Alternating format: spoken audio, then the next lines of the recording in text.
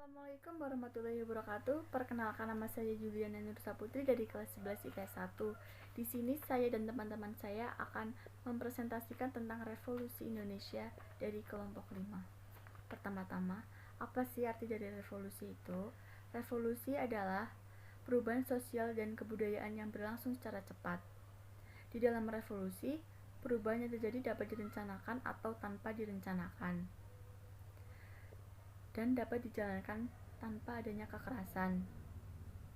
Ukuran kecepatan suatu perubahan sebenarnya tergantung karena revolusi pun dapat memakan waktu lama. Lalu bagaimana dengan... Assalamualaikum warahmatullahi wabarakatuh. Perkenalkan, nama saya Nabil Alif Mohana dari 11 IPS 1. Absen 27. Kelompok 5. Secara peminatan. Pada tanggal 6 Agustus 1945, kota Hiroshima hancur akibat bom atom selang beberapa hari. Bom kedua itu dijatuhkan oleh pasukan sekutu dan berhasil membuat Jepang menyerah tanpa syarat. Tepatnya pada tanggal 14 Agustus 1945, Jepang pada pasukan sekutu, dan pada tanggal September 1945 di atas kapal USS Missouri, Jepang mendatangi dokumen penyerahan. Tanggal 15 Agustus 1945, Indonesia mengalami kekosongan kekuasaan setelah Jepang menyerah kepada sekutu. Melihat hal itu, golongan pemuda Indonesia tidak mau menyia-nyiakan kesempatan. Mereka kemudian menculik Soekarno dan Muhammad Hatta dan membawanya ke Rengas Dengklok. Di sana, mereka mendesak Soekarno dan Muhammad Hatta untuk segera menyatakan kemerdekaan Indonesia. Pada tanggal 17 Agustus 1945, Soekarno membacakan teks proklamasi yang dirancangnya bersama beberapa tokoh.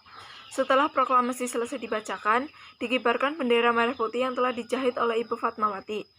Rakyatnya pun bersorak-sorai gembira. Namun, perjuangan Indonesia belum selesai sampai di situ. Belanda kembali datang ke Indonesia untuk menegakkan kekuasaan. Assalamualaikum warahmatullahi wabarakatuh. Perkenalkan, nama saya Mujali Mustafa. Saya dari kelas 11 IPS 1 nomor absen 25.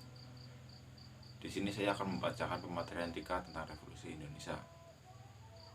Rakyat Indonesia tidak terima dan mulai melakukan perlawanan terhadap pasukan Belanda. Sekutu membentuk badan suatu militer di Indonesia yang bernama AFNI. Tentara AFNI ini diterjunkan di beberapa tempat strategis di Indonesia. Dengan adanya ancaman tersebut, rakyat Indonesia tidak terima dan tidak tinggal diam. Mereka semua melakukan perlawanan yang keras. Perlawanan ini juga dibagi menjadi 2, yaitu dengan cara fisik dan yang satu yaitu melalui jalur diplomasi. Assalamualaikum warahmatullahi wabarakatuh. Perkenalkan, nama saya Reza Yuda Nugroho, kelas 11 IPS 1 nom absen 30 dari kelompok 5. Surabaya merupakan tempat paling pertama yang menjadi medan perang antara pasukan sekutu dengan rakyat Indonesia. Pejuang-pejuang di Surabaya berusaha mati-matian untuk mengusir pasukan sekutu. Salah satu tokoh yaitu Bung Tomo dengan pidatonya yang membangkitkan semangat para pejuang di Surabaya. Komandan Brigade ke-49 Allied Forces in the Netherlands East India atau AFNI tewas tertembak akibat peperangan yang terjadi di Surabaya. Tewasnya salah satu komandan dari pasukan AFNI ini menimbulkan peperangan yang lebih besar dan merupakan puncak perlawanan rakyat Surabaya, yaitu pada tanggal 10 November. Beberapa titik perlawanan rakyat terhadap pasukan sekutu. 1. Pertempuran Surabaya. 2. Pertempuran Ambarawa Magelang. 3. Bandung Lautan Api. 4. Pertempuran Medan Area. 5. Puputan Margarana. Dan yang ke-6, perjuangan bersenjata di Sulawesi.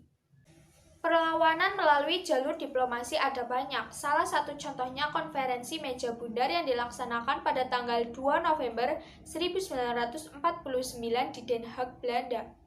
Beberapa perlawanan Indonesia melalui jalur diplomasi yaitu Perundingan Linggarjati, Perjanjian Renville, Romroyen, Konferensi Inter-Indonesia, dan Konferensi Meja Bundar. Assalamualaikum warahmatullahi wabarakatuh. Perkenalkan, nama saya Rahmanika Sita Nugraha, absen 29. kelas 11 IPS 1. Kesimpulannya yaitu, kalau dilihat dari perjuangan rakyat Indonesia melawan Belanda yang ingin menduduki kembali Indonesia, berlangsung kurang lebih 5 tahun. Singkat. Kenapa dikatakan revolusi? Ya karena proses perubahannya yang cukup singkat. Revolusi Indonesia terjadi mulai dari tahun 1945,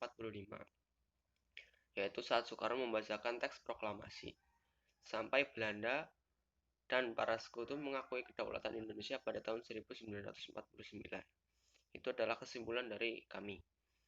Mungkin sekian yang bisa kami sampaikan, kurang lebihnya kami mohon maaf.